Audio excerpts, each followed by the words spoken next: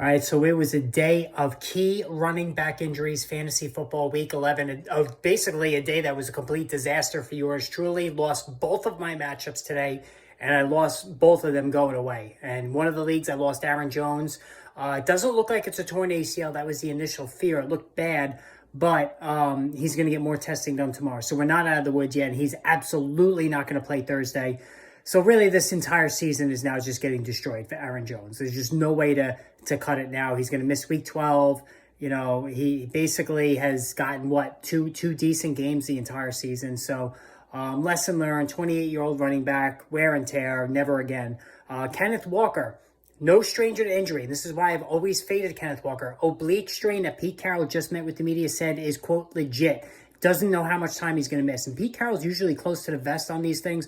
So he's basically already admitting Walker's going to miss time. And this is par for the course for a guy even going back to college has missed time. So this is why you held on to Zach Charbonnet this whole time. You know, I got a lot of questions over the last couple of weeks. Drop Zach Charbonnet. Drop him. No. I know it's annoying keeping a handcuff on your bench this whole time. But like Tajay Spears with the Tennessee Titans, if the starter goes down, in this case, Kenneth Walker, now you have a 3-down back, which Charbonnet is. Anyone who watched him in UCLA knows he was a good runner and a very, very good receiver out of the backfield. So this could work in a PPR league, especially. Geno Smith has either a back or an elbow injury. It's hard to, Carroll was kind of describing it after the game as a combination of the two.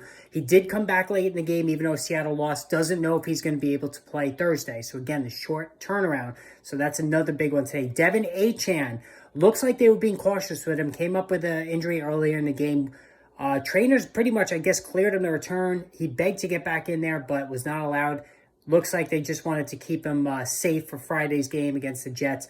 And how about the Jets? I mean, this, to me, anybody who watched this game, this was the worst performance I could remember maybe ever when it comes to offensive football. They finally benched Zach Wilson. Tim Boyle was horrendous himself. What are they going to do the rest of the season? Like, it's that bad. Buffalo defense, I think, put up almost 30 points. I have Miami's defense lined up for next week. It was just a crazy day. Like Austin Eckler, 7 fantasy points. And he looked slow. A lot was made over that one run that he had where it looked like he was running in quicksand. I don't know what that's about.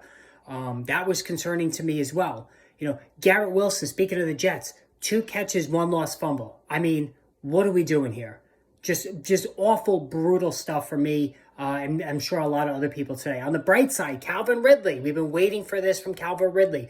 2 touchdowns today, over 100 yards. It's been sporadic, but maybe Ridley can get on a roll to finish the season. And Trevor Lawrence accounted for 4 touchdowns. I know he's really tested patience this season. This was really the first game that he really put forth a 20-plus game that you were kind of wowed by. So really like the way Lawrence played today. This Jaguars team was shell-shocked last week. They lost to a really good 49ers team. So, I think that both Ridley and Lawrence are going to be okay the rest of the way. Call me a sucker for Ridley. I can't help it. Brandon Ayuk, absolutely nuclear today. A lot of competition in this offense for touches, but Ayuk got the job done. Christian McCaffrey scored a touchdown. Justin Herbert, he was really good today for the Chargers. And Keenan Allen is a PPR cheat code, scored a touchdown. Probably could have had 2 more. He had some drops. I know the sun was an issue in that game, but Keenan Allen balled out. The Detroit Lions, both Jahmyr Gibbs and David Montgomery scored. Now, if you're a Montgomery owner, it really took until that last drive. He caught 2 passes. He scored the touchdown to salvage the game. He had 12 carries. He's got a better matchup against the Packers this week. I think Montgomery will get more carries in this game. Both guys are running back 2, strong running back 2s.